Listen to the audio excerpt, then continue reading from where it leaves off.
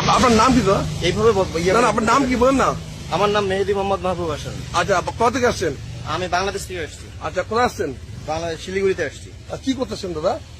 কি করতেছি বলতে কি করতে আসছেন? কি করতে আসছি, আমি চিকিৎসার জন্য আসছি। কার চিকিৎসা? আমার ওয়াইফের চিকিৎসার জন্য। কতদিন ধরে এখানে আছেন দাদা? আমি এর আগে 1 মাস ছিলাম, আবার বাংলাদেশে গেছি, আবার আসছি 3 দিন করে আসলাম। দাদা এই যে বাংলাদেশে একটা অশান্তি চলছে, ভারত বিরোধী আলাপ চলছে, এই সম্বন্ধে আপনি কি বলবেন? এই সম্পর্কে আমার কোনো বলারই কিছু নেই। এটা হচ্ছে যারা করতেছে তারাই ভালো বলতে পারবে, যারা এখানে শুনতেছে তারাই এটা ভালো বলতে পারবে। এই ব্যাপারে আমার কোনো সে নেই।